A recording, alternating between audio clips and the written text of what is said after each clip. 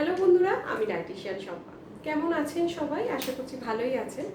আর আজকে যে কথা নিয়ে আলোচনা করব বা আজকে যে টপিকটা নিয়ে বলবো সেটা ভীষণ একটা মানে খুব কমপ্লিকেটেড বলতে পারেন বা খুব চর্চার বিষয় বলতে পারেন। যে ডায়েট করছি কিন্তু ওয়েট কমছে না, অথচ পুরনো জামা ফিট হয়ে যাচ্ছে বডিতে। তাহলে কি ঘটনা ঘটছে আমাদের শরীরে যার জন্য এরকম হচ্ছে?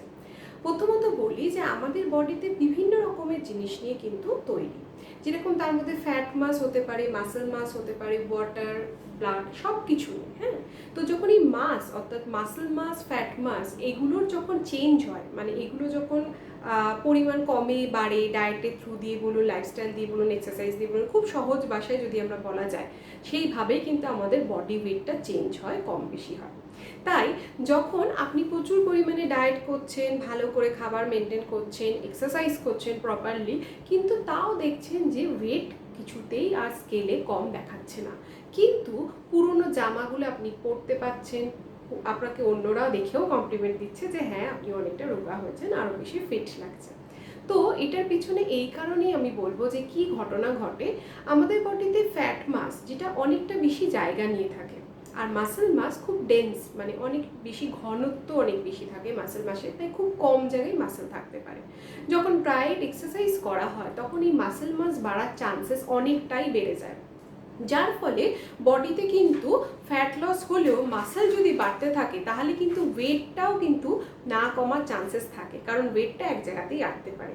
যেহেতু মাসেল অল্প পরিমাণে বাড়লেও আপনার ওয়েটটা বাড়ার সম্ভাবনা অনেকটা হয়।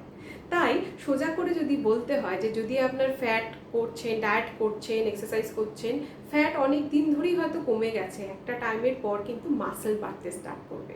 তাই ওয়েট যদি স্ট্যাগনেন্ট হয়েও যায়, যদি আপনি ফিল করেন যে আপনার ড্রেস ঠিক হচ্ছে, আপনাকে অনেক ফিট লাগছে, বাইরে সবাই বলছে ভালো লাগছে, তার মানে কিন্তু আপনার মাসেল মাস হচ্ছে, বেড়েছে, এবং তার সাথে সাথে কিন্তু আপনার ইঞ্চ লসও হচ্ছে, যার ফলে কিন্তু আপনার ওয়েট না কমা সত্ত্বেও আপনাকে অনেক বেশি রোগা, অনেক বেশি ফিট লাগতে পারে।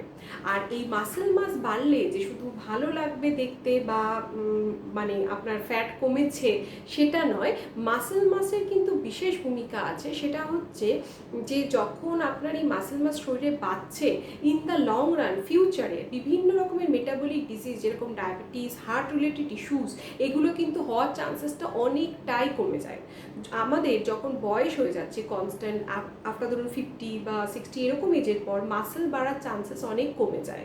মাসেল যত কমে তত বিভিন্ন রকমের বয়স্কদের সার্কোপেনিয়া হতে পারে। এছাড়া ধরুন পড়ে যাওয়ার যে টেন্ডেন্সি, হ্যাঁ ফল হয়, যে যত মানুষ বয়স হতে থাকে তত পড়ে যাওয়ার টেন্ডেন্সি, এগুলো কিন্তু এই মাসেল কম হলে, মাসেল মাস কম হলে, স্ট্রং না হলে বা বোন হেলথ স্ট্রং না হলে, তখন এগুলোর চান্সেস কিন্তু অনেকটা বেড়ে যায়।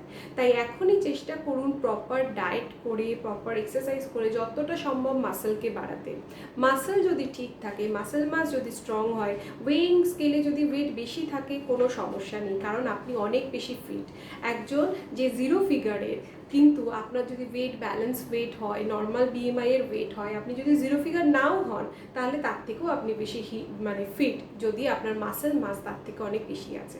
কারণ ইন দ্য লং রান আপনার এই মাসেল মাস কিন্তু আপনাকে শুধু ভালো দেখতে নয়, আপনার শারীরিক অনেক সমস্যা যাতে না হয় তার থেকে প্রোটেক্ট করবে, আপনাকে অনেকটা বেশি হেলদি রাখতে অনেক দিন ধরে। তাই চেষ্টা করবেন যে যখনই ডায়েট করছেন, লাইফস্টাইল ফলো করছেন, এক্সারসাইজ করছেন, খেয়াল রাখতে এই সূক্ষ্ম খুব কমন জিনিসগুলোর দিকে, এগুলো আমরা অনেক সময় মিস করে যাই।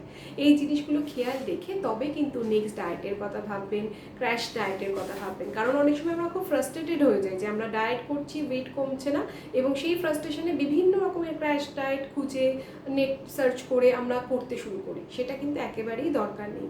আপনার শরীর কিভাবে ফলো করছে ডায়েটটা, আপনার কি কি চেঞ্জেস হচ্ছে বডিতে, সেটা ফিল করাটা অনেক বেশি ইম্পর্টেন্ট, রাদার দেন কি অন্যদের কি হচ্ছে, অন্যদের কার কত ওয়েট কমছে সেটা দেখে একটা ক্র্যাশ ডায়েট ফলো করে নিজের যে হেলথ কন্ডিশনটাকে সেটাকে খারাপ করা। তাই আশা করছি এই ভিডিওটা অনেকেরই প্রশ্ন ছিল যেটা, সেটাকে কিছুটা হলেও সলভ করতে পেরেছে, বা আপনাদের যে কোয়েশ্চেনটা ছিল সেটাকে আমি বোঝাতে পেরেছি যে কেন হয় এই জিনিসটা।